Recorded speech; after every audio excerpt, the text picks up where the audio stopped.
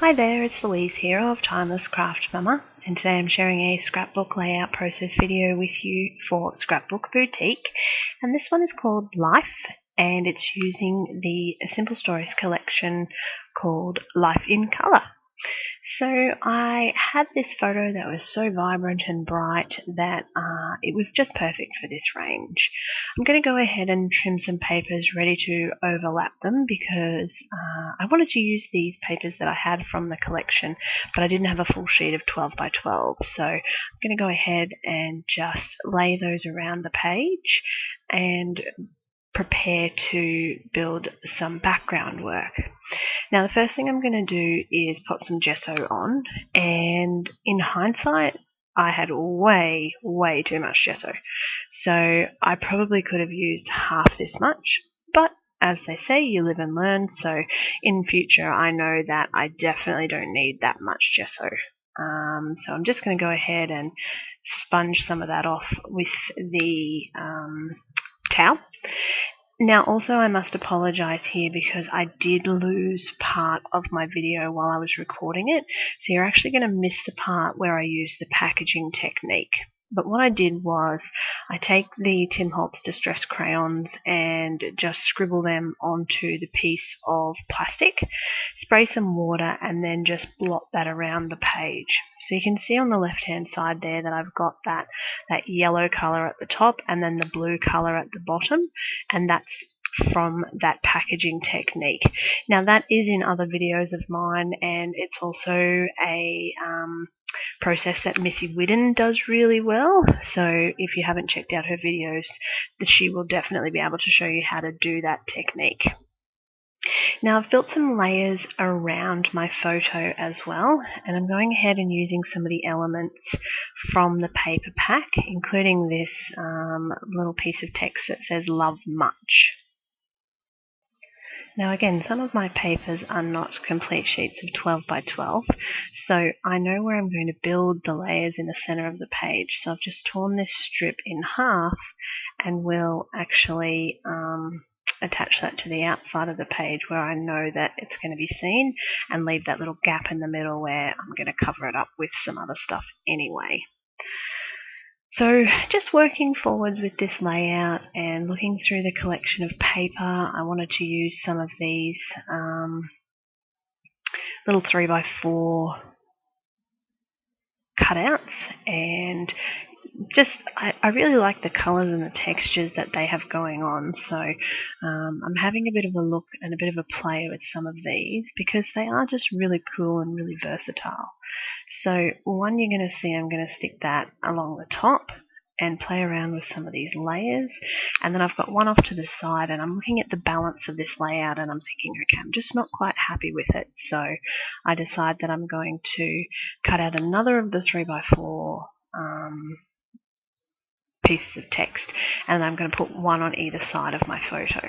So I'm much happier with the way that's looking now.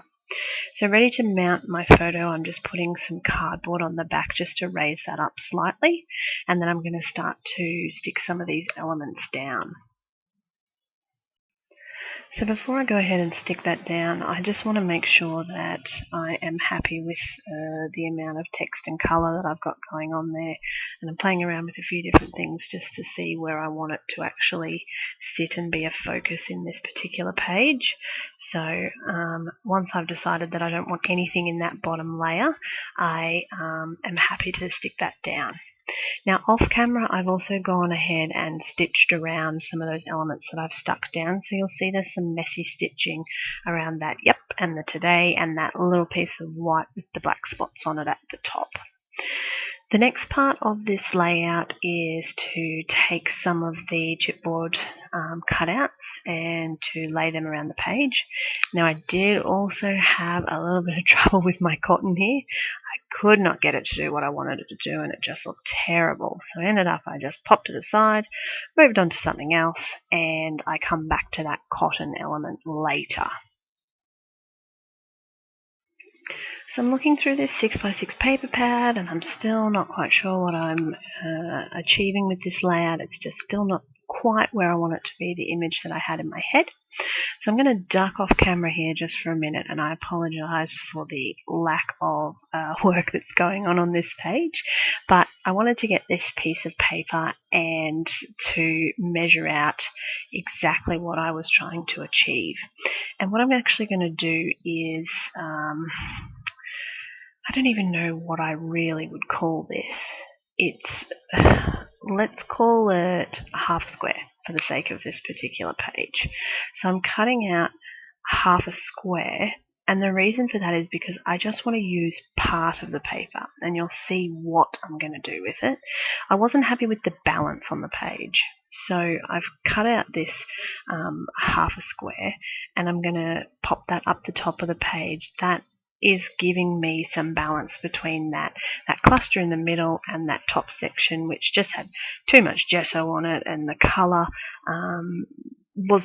wasn't shining through over the top of the gesso. So I'm going to pop that piece of blue there just to tie everything in together, give it a little trim, tuck it under the edges, and I'm definitely feeling a lot more comfortable with the way it's looking. So I'm back to my cotton now, and I finally got it to behave itself and have those nice little loops that are just make the layout so pretty. And now that I have that balance of that half a square at the top of the page, I'm certainly more happy with where I'm placing the elements. So a little bit more cotton. That life chipboard element at the top there is definitely fitting in a lot better now. So I'm going to go ahead and actually stick that on the page. Now, you don't necessarily have to use tacky glue on the back of those elements. They are sticky. They do have a sticky adhesive on the other side. It's just a personal preference for me that I like to do, because I am sticking it over cotton and on gesso as well. So I feel that just for the longevity of my layouts, I just prefer to put a little bit of tacky glue on there just so I know that it's going to stick. So the final steps that I'm going through in this layout are just to add some of these sticker elements from the sticker collections, and the sticker sheet that I'm using now is actually from the paper kit. So you do actually get that for free, which is really great. And then there's the 4x6 sticker sheets and some chipboard elements as well. So this collection is so versatile, and it just has so much fun stuff in there. Hearts and stars and cameras and little scissors and paper clips, and everything just is so workable in any kind of layout. And I really like that this collection lends itself to just the everyday moments of life. So in this case, it's Master Z, and he is happily chowing down on a mandarin, but also has one in his hand. So the journaling of this layout is just to highlight the fact that one mandarin is never enough. So a couple of little extra elements, and the final things of this page will just be some doodling with black pen, just around that blue to make it pop out a little bit more, and of course the journaling element as well. The Love Much title, I was going to leave it off, and then I needed something in that bottom left hand corner just to bring that into the actual cluster of the page, and then I popped my journaling on. So that brings us to the end of this particular process video and this layout. I really hope you enjoyed that. Don't forget to subscribe to check out some more of my videos. All of the products featured can be found at Scrapbook Boutique. Thank you so much for stopping by.